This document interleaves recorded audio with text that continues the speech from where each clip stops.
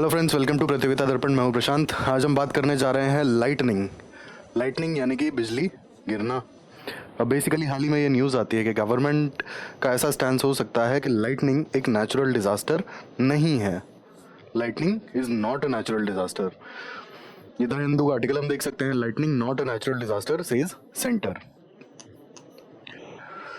अब बेसिकली इसकी ज़रूरत क्या पड़ी, लाइटनिंग क्या है, क्या इशू है, पूरा हम डिटेल में डिस्कस करेंगे आज इसे। सबसे पहले मैं आपको ये बता दूं कि लाइटनिंग रिलेटेड जो डेथ है ना, इंडिया में काफ़ी ज़्यादा हैं। आगे हम एनसीआरबी का डेटा भी देखेंगे कि जो डेथ्स हैं ड्यू टू नेचुरल कॉजेज़ या फिर कहें फोर्सेस ऑफ नेचर के कारण से होने वाली डेथ्स, वो काफ़ी ज़्यादा हैं इंडिया में, और स्पेसिफिकली लाइटनिंग की वजह से। इसी कारण से लाइटनिंग को एक नेचुरल डिज़ास्टर डिक्लेयर करने की मांग की जा रही थी। हालांकि अगर इसे नेचुरल डिजास्टर लाइटनिंग को डिक्लेयर कर दिया जाता है तो जो विक्टिम्स होंगे ना, विक्टिम्स को जो स्टेट डिजास्टर रिस्पांस फंड है यानी कि एसडीआरएफ, उसके तहत उसके अंडर कॉम्पेंसेशन मिल जाएगा, जो अभी नहीं मिलता है क्योंकि lightning is not a natural disaster.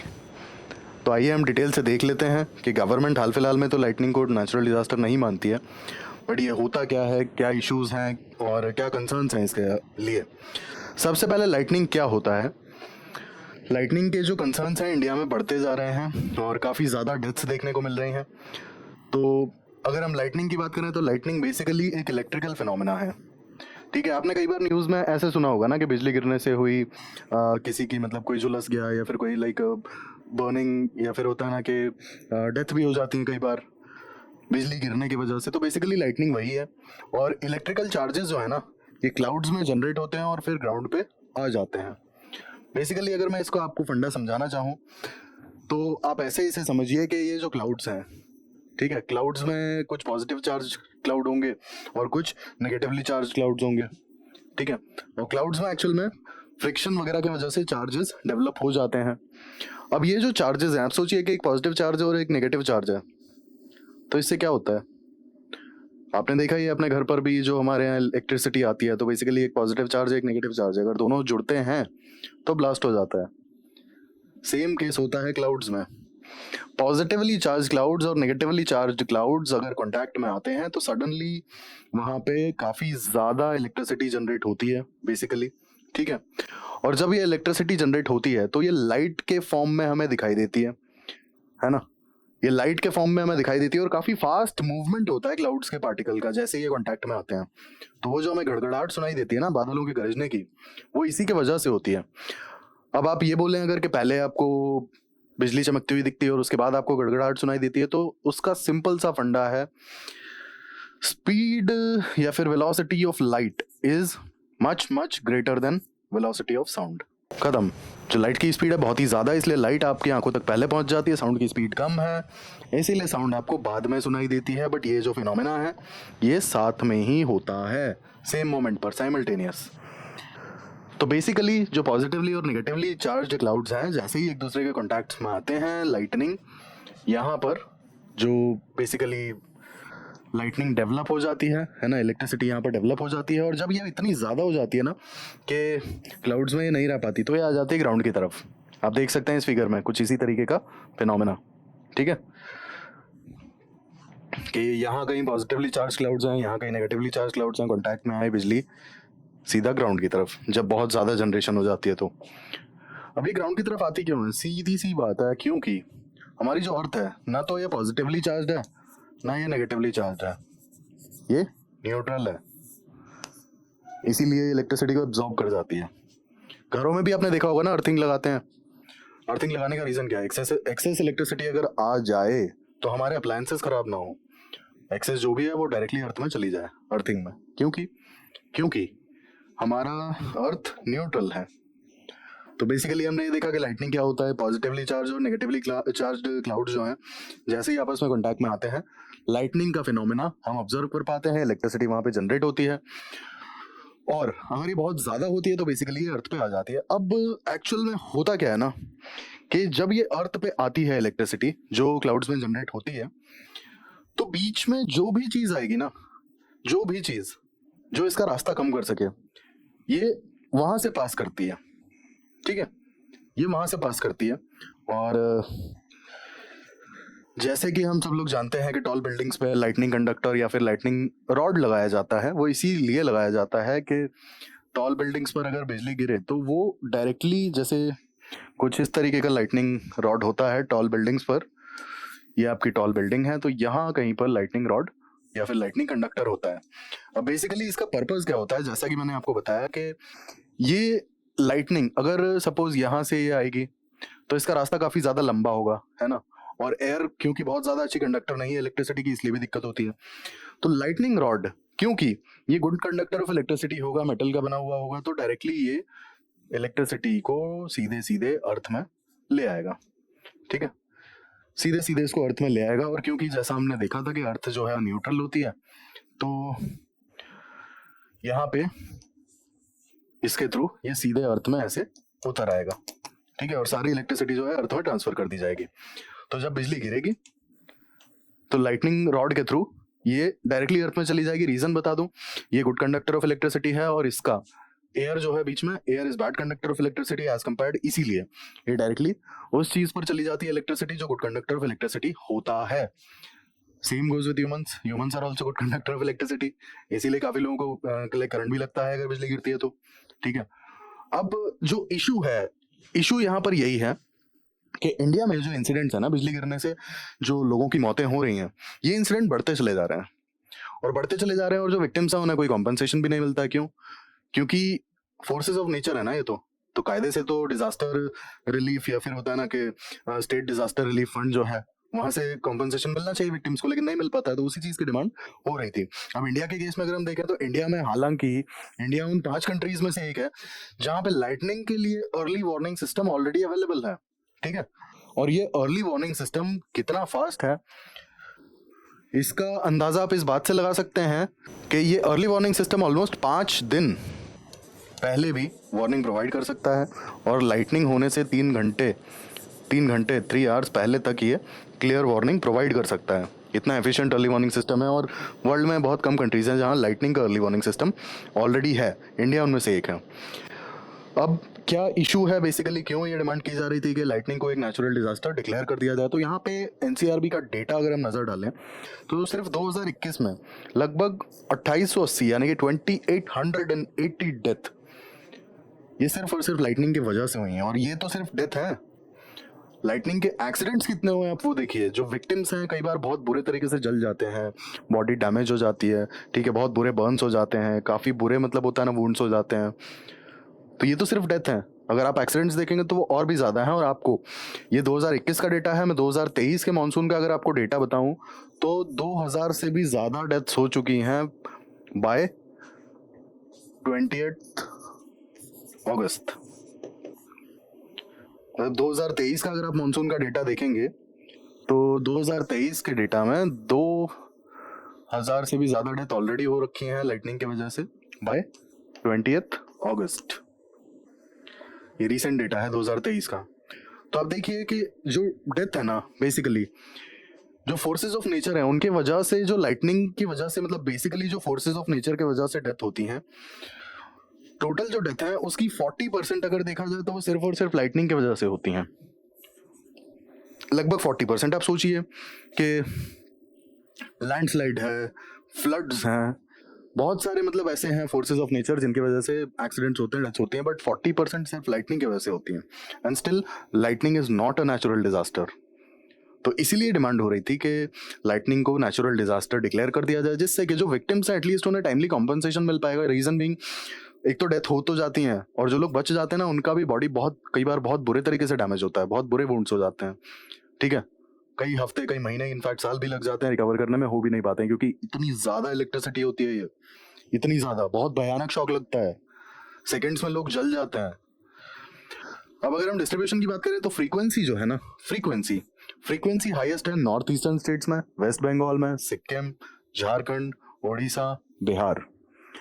But lightning related death जो है ना इन स्टेट्स में अगर आप देखोगे तो यहाँ पे लाइटनिंग की फ्रीक्वेंसी ज्यादा है। मतलब लाइटनिंग रिलेटेड जो एक्सीडेंट्स हैं या फिर लाइटनिंग रिलेटेड इंसिडेंट्स जो हैं इनकी फ्रीक्वेंसी ज्यादा है, बट लाइटनिंग रिलेटेड डेथ जो है ना, लाइटनिंग रिलेटेड डेथ ये ज्यादा है एमपी, महाराष्ट्र, छत्तीसगढ़। इन स्टेट्स में ये ज़्यादा है। अब यहाँ पे बात आती है बिहार की।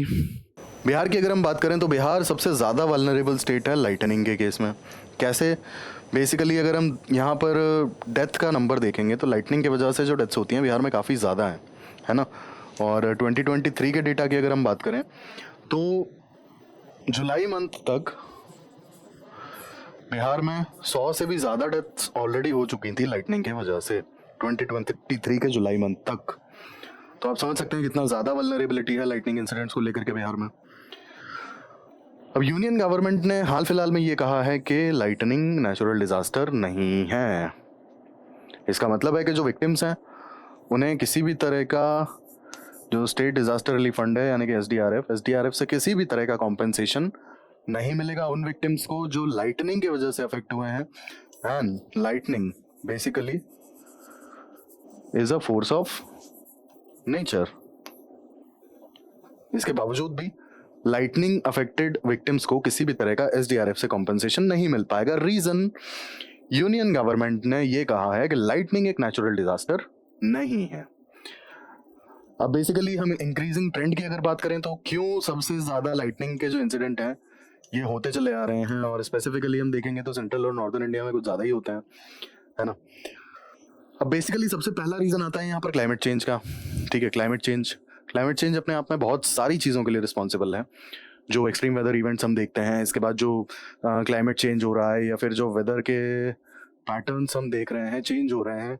अगर आप देखेंगे तो बेसिकली सर्दियाँ उतनी ज़्यादा दिन पड़ती नहीं हैं, गर्मियाँ एक्सेसिव पड़ने लग गई हैं, एक्सेसिव ह्यूमिड हो जाता है, बारिशें कम होती हैं लेकिन जिस दिन होती हैं उस दिन बहुत ही ज़्यादा हो जाती हैं। ठीक है, ओवरऑल रेनी डेज कम हो गए हैं, ओवरऑल बारिश जो होती है एवरेज वो भी कम हो गई है, लेकिन हाँ जिस दिन बारिश होगी उस दिन इतनी ज़्यादा हो जाएगी कि सारा पानी बह जाएगा। तो ये सारे जो इश्यूज़ हैं ना अगर आप देखेंगे तो इसके लिए रिस्पॉन्सिबल है क्लाइमेट चेंज। ठीक है, अब आप सोचिए कि साइक्लोनिक एक्टिविटीज़ जो है क्लाइमेट चेंज की वजह से ही तो बढ़ी है ना। साइक्लोनिक एक्टिविटीज़ क्लाइमेट चेंज की वजह से ही बढ़ी हैं। कैसे? अब बेसिकली आप ये सोचिए कि क्लाइमेट चेंज हुआ क्यों। इसका रीज़न है global warming. Global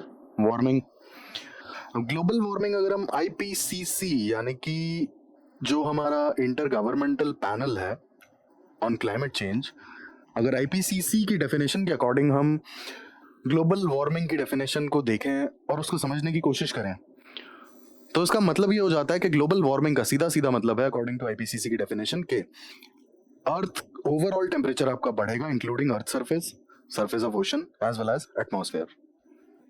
point to be noted, यहीं पे ट्विस्ट है, ओशन के सरफेस का भी टेम्परेचर राइज कर रहा है। ओशन के सरफेस का भी टेम्परेचर राइज कर रहा है, और जब ओशन के सरफेस का टेम्परेचर राइज करेगा तो ये क्या करेगा, साइक्लोनिक एक्टिविटीज को सपोर्ट करेगा ना।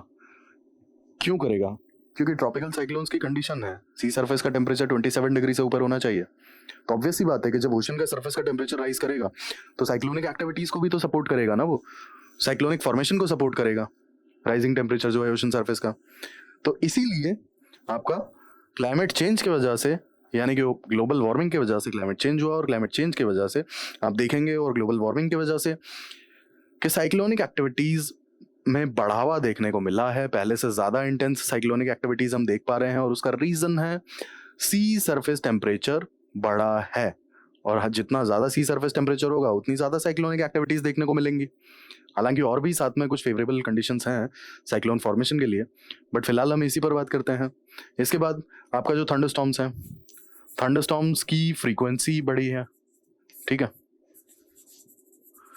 थंडरस्टॉर्म्स की जो फ्रीक्वेंसी है वो बढ़ी है, उसका भी रीज़न क्लाइमेट चेंज ही है। एक्सट्रीम वेदर इवेंट्स है ना, उसका भी रीज़न क्लाइमेट चेंज ही है। तो अब जब साइक्लोनिक एक्टिविटी बढ़ेगी और थंडरस्टॉर्म्स जो हैं उनकी फ्रीक्वेंसी बढ़ेगी, और वो बढ़ रही है क्लाइमेट चेंज की वजह से, तो कहीं ना कहीं thunderstorm as well as cyclonic activity ये रिस्पॉन्सिबल हैं लाइटनिंग के लिए, क्योंकि क्लाउड फॉर्मेशन होगा, और क्लाउड फॉर्मेशन होगा तो लाइटनिंग होने के चांसेस पूरे हैं। That's it. दूसरा, हाई अर्बनाइजेशन की वजह से कहीं ना कहीं जो अर्बन हीट आइलैंड इफेक्ट है वो हमें देखने को मिलता है। अर्बन हीट आइलैंड्स जो हैं ये बन जाते हैं अर्बन एरियाज में, मतलब क्या होता है इसका इसका सीधा सीधा मतलब ये होता है कि अर्बन एरियाज बेसिकली इनका टेम्परेचर, जैसे ये पर्टिकुलर अर्बन एरिया है और इसके आसपास में ये रूरल एरिया है, ठीक है, तो अर्बन एरिया का टेम्परेचर सराउंडिंग रूरल एरिया से ओवरऑल 2 से 3 डिग्री ज़्यादा होगा, इसीलिए इसको कहा गया अर्बन हीट आइलैंड। क्योंकि बस इतना ही पोर्शन जो है इसका जो टेम्परेचर है ना 2 से 3 डिग्री ज़्यादा है सराउंडिंग से। आप यहाँ से यहाँ रूरल एरियाज में जाइए, टेम्परेचर 2 से 3 डिग्री ऑटोमेटिकली कम हो जाएगा। That's what is urban heat island, ठीक है। अब जब अर्बनाइजेशन बढ़ेगा तो ऑब्वियस सी बात है कि अर्बन हीट आइलैंड भी एक्सपैंड करेगा। अर्बन हीट आइलैंड एक्सपैंड करेगा तो ऑब्वियस सी बात है यार कि एक बड़े रीजन में जो टेम्परेचर है वो हायर होगा, क्योंकि अर्बन हीट आइलैंड का मतलब ही है कि 2 से 3 डिग्री टेम्परेचर हाई होगा, और जब टेम्परेचर हाई होगा तो कहीं ना कहीं इवेपोरेशन को सपोर्ट करेगा, क्लाउड फॉर्मेशन को सपोर्ट करेगा। क्लाउड फॉर्मेशन होगा तो क्या होगा, cyclonic activity basically. Cloud formation होगा तो लाइटनिंग अगेन। देन आता है land use changes. Land use changes अब सबसे बड़ा इशू आता है इसमें, डिफॉरेस्टेशन। अब बेसिकली डिफॉरेस्टेशन होगा तो ऑब्वियस सी बात है कि यार एटमॉस्फेरिक जो आपका कंपोजिशन है, कंपोजिशन में भी चेंजेस देखने को मिलेंगे, आपका ह्यूमिडिटी लेवल्स और ये सारी चीज़ें। तो जब ये चेंजेस आपको देखने को मिलेंगे डिफॉरेस्टेशन की वजह से, डिफॉरेस्टेशन लैंड यूज चेंजेस की वजह से हो रहा है, ठीक है, तो कहीं ना कहीं इसका असर आपको आपके एटमॉस्फेरिक एक्टिविटीज़ पर भी दिखेगा, साइक्लोनिक एक्टिविटीज़ पर भी दिखेगा।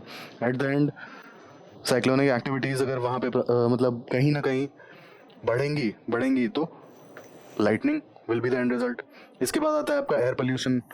एयर पोल्यूशन भी बेसिकली कहीं ना कहीं आपका जो एटमॉस्फेरिक कंपोजिशन है उसके साथ में थोड़ी छेड़छाड़ होगी। इसके अलावा टेम्परेचर सराउंडिंग्स का थोड़ा सा बढ़ेगा एरोसोल्स वगैरह की वजह से। अब एरोसोल्स और पार्टिकुलेट मैटर की वजह से ओवरऑल आपका कहीं ना कहीं साइक्लोनिक एक्टिविटी बढ़ेंगी, क्योंकि ये क्लाउड फॉर्मेशन को अल्टर कर सकता है। तो बेसिकली लाइटनिंग, तो ये हमने बेसिकली रीजंस को देखा कि क्या क्या रीजंस, पॉसिबल रीजंस हो सकते हैं। अब यहाँ पे हम वे फॉरवर्ड की बात कर लेते हैं। हमने पूरा डिस्कस कर लिया कि यहाँ इश्यूज़ क्या थे, ठीक है, लाइटनिंग होती क्या है, ठीक है, लाइटनिंग को हमने समझा। इसके बाद हमने ये भी देखा कि गवर्नमेंट ऑफ इंडिया हाल फिलहाल में लाइटनिंग को एक नेचुरल डिजास्टर नहीं मानती है, जिसके वजह से लाइटनिंग के जो भी एक्सीडेंट्स होते हैं उनमें जो भी विक्टिम्स हैं उन्हें एसडीआरएफ से कॉम्पनसेशन नहीं मिल पाता है, यानी कि स्टेट डिजास्टर रिलीफ फंड। अब वहाँ से जब उन्हें कॉम्पनसेशन नहीं मिल पाता तो ऑब्वियस सी बात है कि यार काफ़ी सफ़र करेंगे वो, क्योंकि लाइटनिंग बेसिकली कहीं ना कहीं फोर्सेस ऑफ नेचर में तो आता ही है और है, इसीलिए नेचुरल डिजास्टर होना चाहिए, बट है नहीं हाल फिलहाल में। और पॉसिबल रीजंस की भी बात की कि क्या क्या पॉसिबल रीजंस हो सकते हैं जिसकी वजह से इन फ्यूचर लाइटनिंग के ज़्यादा इंसिडेंट देखने को मिलेंगे। और अगर लाइटनिंग इंसिडेंट ज़्यादा होंगे तो ऑब्वियस सी बात है कि एक्सीडेंट भी ज़्यादा होने के चांसेस होंगे ना यार। तो वे फॉरवर्ड यहाँ पर क्या हो सकता है, वे फॉरवर्ड सबसे पहले awareness campaign. Awareness campaign basically लोगों को एटलीस्ट पता होना चाहिए, ठीक है, जो भी अर्ली वार्निंग सिस्टम से जो वार्निंग्स आती हैं एटलीस्ट वो उस पर ध्यान दें, उसे सीरियसली लें। उन्हें पता होना चाहिए किस दिन हमें बाहर बिल्कुल भी नहीं निकलना है, जिस दिन बहुत हैवी क्लाउड्स देख रहे हैं उस दिन बाहर नहीं जाना है, ठीक है, जाना भी हो तो बहुत अर्जेंट काम से जाना है। लाइटनिंग से कैसे बचा जा सकता है एटलीस्ट वो पता होना चाहिए, है ना। तो ये सारी चीज़ें जब अगर उन्हें पता होंगी कि किस तरीके से उन्हें बचना है, इन दैट केस अगर उन्हें बाहर जाना भी पड़ता है या फिर उन्हें बाहर जाना अवॉइड करना चाहिए, अपने घर में भी उन्हें क्या सेफ्टी मेजरमेंट्स लेके रखने चाहिए, जैसे लाइटनिंग रॉड बेसिकली, ठीक है। अब लाइटनिंग रॉड मैंने आपको बताया था कि लाइट का बेसिकली इलेक्ट्रिसिटी का क्या फंडा है कि air is a bad conductor of electricity. This is the reason कि वो ज़्यादा ट्रैवल नहीं कर पाती है। तो लाइटनिंग कंडक्टर या फिर लाइटनिंग रॉड आप लगाएंगे तो सीधी बात है कि लाइट वहाँ जानी ही जानी है। रीजन बीइंग रेजिस्टेंस कम हो रहा है उसका, इजीली ट्रैवल कर पा रही है अर्थ तक, इसीलिए वो वहाँ जाएगी। यही कारण है कि ह्यूमंस बहुत इजीली लाइटनिंग से अफेक्ट हो जाते हैं, क्योंकि लाइट की आदत है जहाँ से रेजिस्टेंस कम दिखेगा वो उस तरफ मूव करेगी। And as we know humans are basically good conductor of electricity। तो इसीलिए हमें अवेयरनेस कैंपेन चलाने की जरूरत है और हमें ये बताना बहुत सीरियसली बताना जरूरी है कि क्या प्रॉब्लम है लाइटनिंग से, कब हमें बिल्कुल सावधान रहना है, सतर्क रहना है, और कब हमें बाहर नहीं निकलना है, और क्या हम छोटे छोटे मेजर्स ले सकते हैं घरों में जिससे लाइटनिंग के इंसिडेंट होते भी हैं तो हमें किसी तरह का नुकसान फेस ना करना पड़े। इसके बाद आता है अर्ली वार्निंग सिस्टम्स।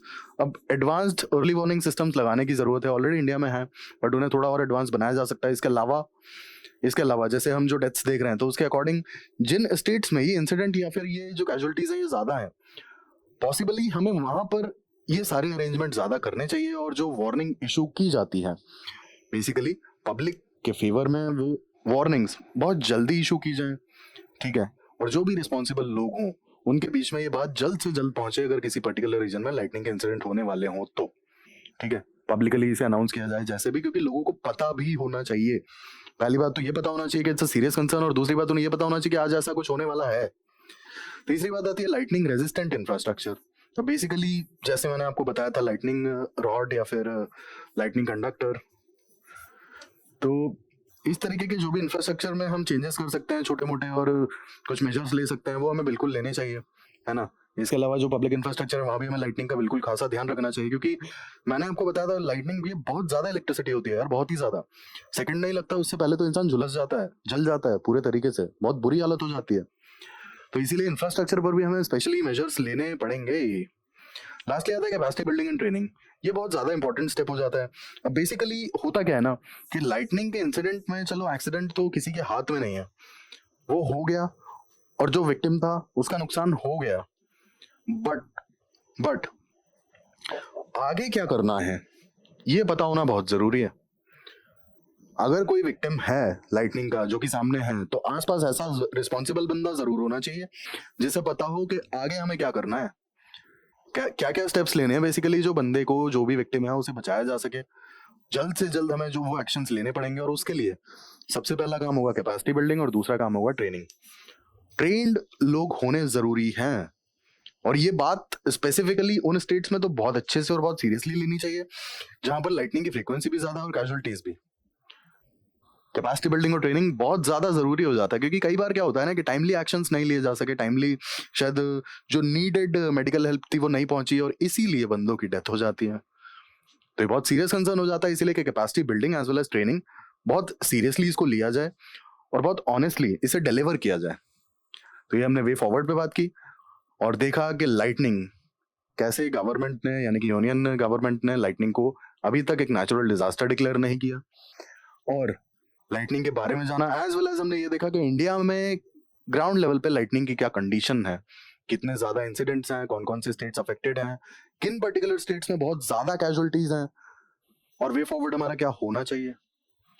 तो ये हमारी पूरी डिस्कशन थी लाइटनिंग से रिलेटेड। काफी इंपॉर्टेंट टॉपिक हो जाता है आपका, रीजन बीइंग नेचुरल डिजास्टर पर यूपीएससी काफी फोकस करता है, और स्पेसिफिकली मेंस में, ठीक है। तो ऐसे ही इन्फॉर्मेटिव वीडियोस के लिए हमारे साथ जुड़े रहिए, और जुड़े रहने के लिए प्लीज सब्सक्राइब जरूर करें यार, और लाइक भी करें और शेयर भी करें। Thank you, thanks for watching.